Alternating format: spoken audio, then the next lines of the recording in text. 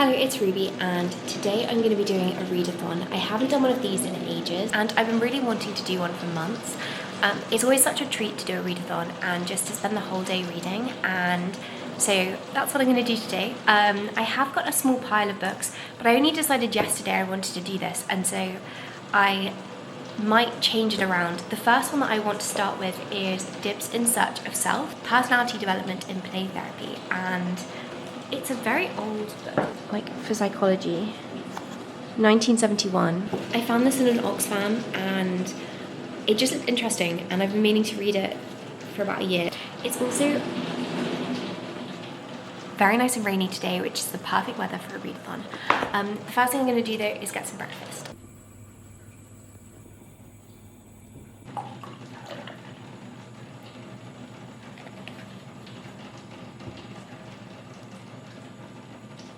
If you're interested in psychology, then you will love this book. I was very pleasantly surprised by the writing style as well. Like, it's very readable and the whole thing is told like a narrative. So we're introduced to Dibs first before we even meet the narrator, and Dibs is a 5-year-old boy whose teachers and family have noticed that he's very withdrawn and refuses to play or communicate with any other children, and so this play therapist is brought in to try and understand him. I'm loving this book so much. It's written by Virginia M. Axline, and she appears in this as Miss A in the play therapy room, and I really love books that are written through therapy sessions. I read an excellent one called The Skeleton Cupboard, and there was also a fiction book called After the Fire, which was written through therapy sessions. I just think it's a really interesting format. This isn't only dialogue, so it's not like a transcript of what each person is saying. A lot of it is observation, but it seems like it's been pulled together using her therapy notes and then recordings from when they had the sessions. It's very, very interesting, and very old, as I say. It was 1974, and I'd be interested to see how Virginia Axline's research has informed play therapy since, and whether this was like an important case study in that. So I'm gonna have to look into that afterwards.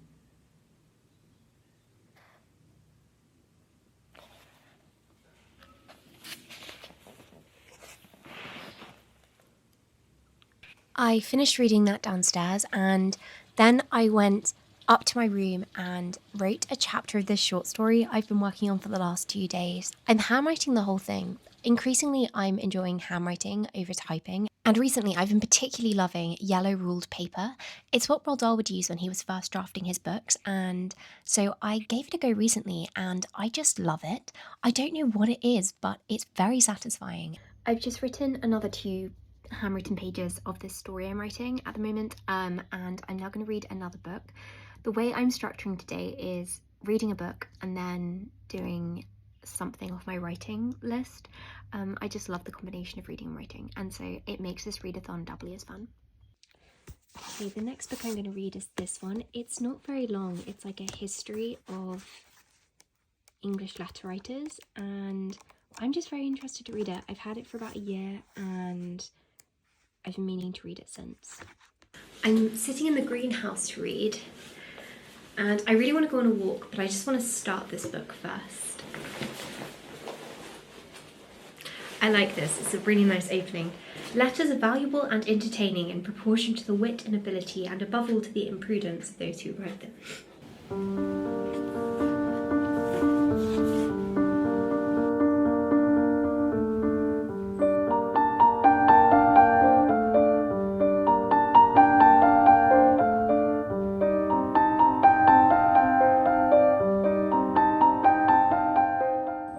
I'm up to page 30 and I'm now going to go on a walk.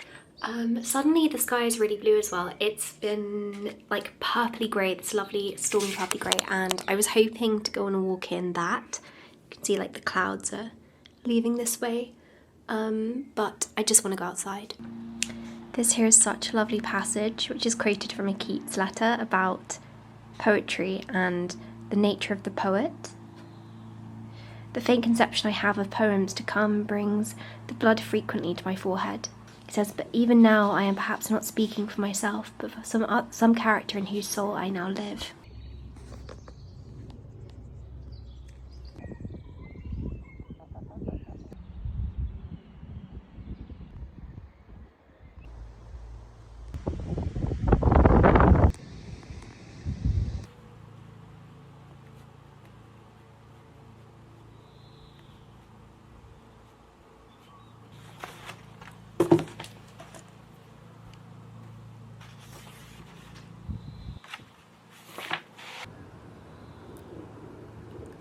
thunder. I'm not sure if you can hear it. There's thunder and lightning outside. Also, I think my camera just broke. I don't know what's happening. It won't turn on. I think a circuit's gone or something because it's not the battery. It's very odd. It only just happened and it's literally just been sitting here. That's quite annoying, but I'll sort that later. It's suddenly really cold as well. I've got the window open just because I really like the feeling of the wind. But I just heard thunder and I saw lightning, but there was a big gap between them, so I don't think the rain will come for a bit. But I kind of hope it does. I'm really hoping, because it's such a nice place to sit and read when it's raining.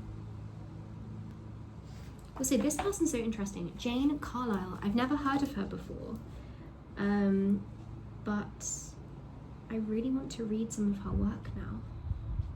From her infancy, she was brisk, intelligent, and imperious, but the presence of a morbid or neurotic element in her nature is unquestionable. At the age of 10, she burnt her doll on a funeral pyre, and when she was 14, she wrote a tragedy. The grace and wit of her earlier style give place to a querulous vivacity, but her letters are among the most eminently readable of their period. In 1836, she went on her first railway journey and wrote from the hotel, "Oh darling, thank heaven that we are without bugs."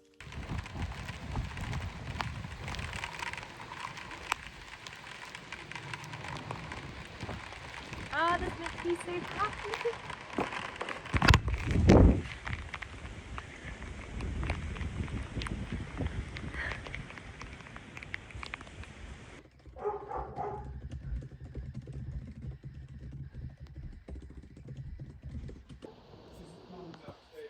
I've just written a draft for the next Agatha Armitage letter on Substack, and I'm now going to walk to a cafe and read in a cafe. Okay, this is the next book, and I'm sat outside to read under this tree. It's surprisingly not damp. Well, maybe it's a little bit damp. My coat is absorbing much of the dampness, and it does look absolutely lovely.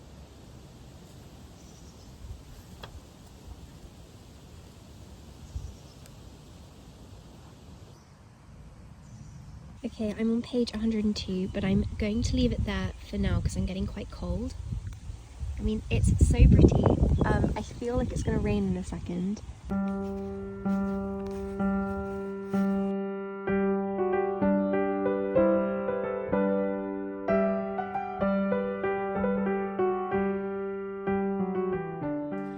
I just finished reading The Children of Green Knowe by Lucy Boston. This is a children's classic, and children's classics are my favourite genre of books, especially older ones, and I mean like older children's books. So this was first published in 1961. However, I wasn't actually a massive fan of this. It felt a little bit like The Wolves of Willoughby Chase, which I really, really love as a book, but I didn't really... I think usually in children's classics, the reason I love the genre so much is because of the character at the centre of it.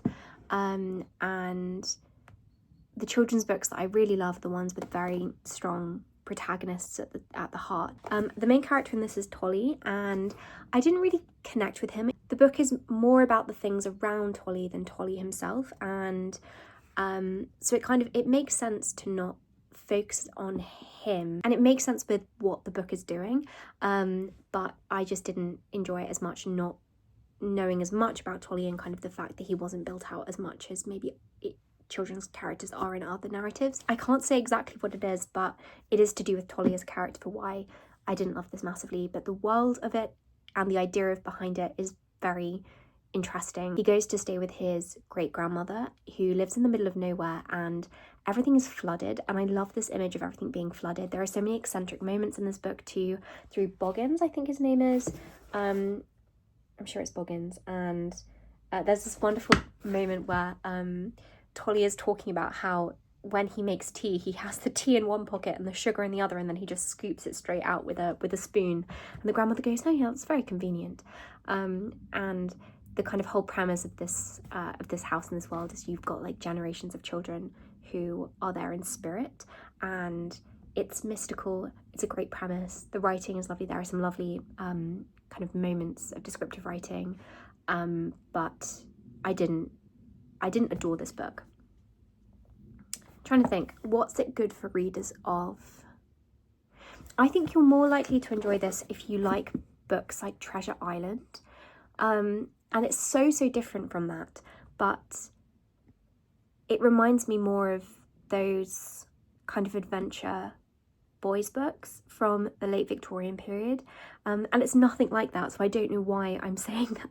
I'm now going to read the next book. I'm torn between two. I probably will only get through another two in this video. Today I want to read A Field Guide to the English Clergy. I've been meaning to read this for ages, and I also want to finish We Fell Apart by E. Lockhart. I started this last year and I never finished it, and I just am really craving finishing it. And I've put the bookmark here, but I'm actually pretty sure I was here instead, so I'm gonna err on the side of caution because otherwise I might accidentally have a massive spoiler. But maybe I'll read this one first. But first, there is a quick admin task I actually really need to get done.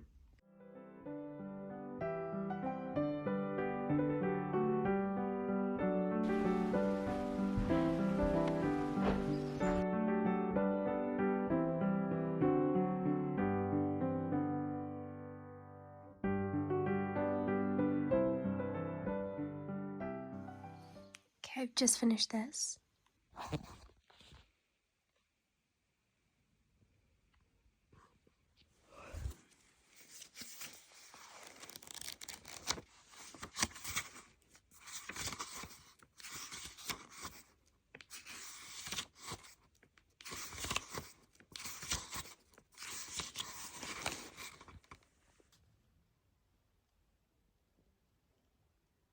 Hello, it's the next day, and I thought I would just check in because I didn't properly talk about the last few books I read. So I finished We Fell Apart, which is part of the same world as We Were Liars and Family of Lies, and I love that duology so much.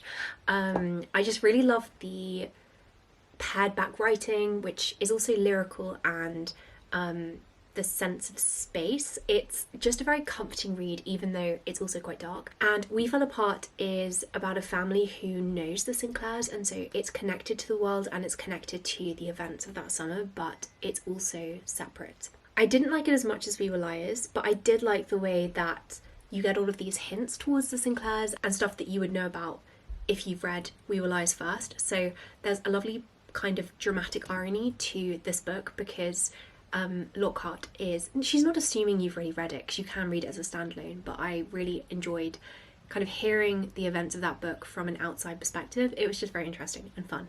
The writing I really do like E. Lockhart's writing.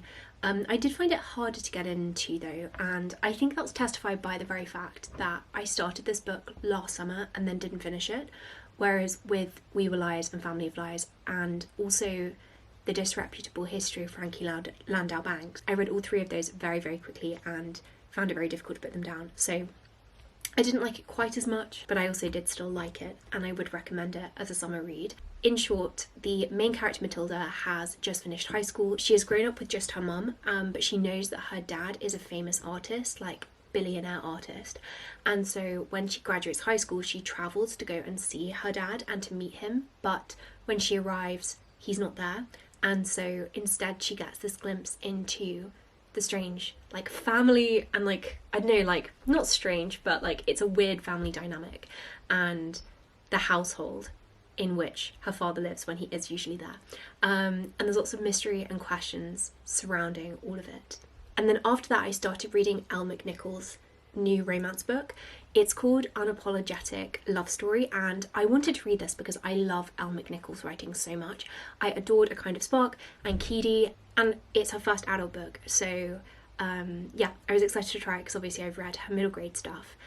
I downloaded the sample and I read the first 10% of the book. However, I then decided actually not to finish it because after finishing the sample, I was starting to get the sense that maybe this book might end up being like a very adult love story book, and I don't really like romances at the best of times, and really that's not like a genre that I enjoy. And so I searched it up, and indeed the content is apparently quite explicit, and so I've decided not to finish it. I read the first 10%, but I didn't end up buying it and finishing it. Instead I started reading A Field Guide to the English Clergy.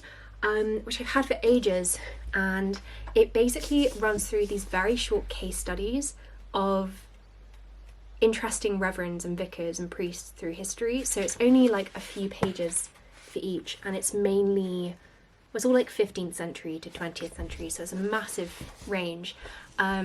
So far I'm on page 71, and I've read the section on nutty professors and the one on eccentrics, and there are some fascinating characters in here. I'm loving this, and I really like the writing style, and I cannot wait to read the rest of this. But I didn't finish this one yesterday. Anyway, thank you so much for watching this video. I hope you did enjoy it, and I hope you have more than just a productive week.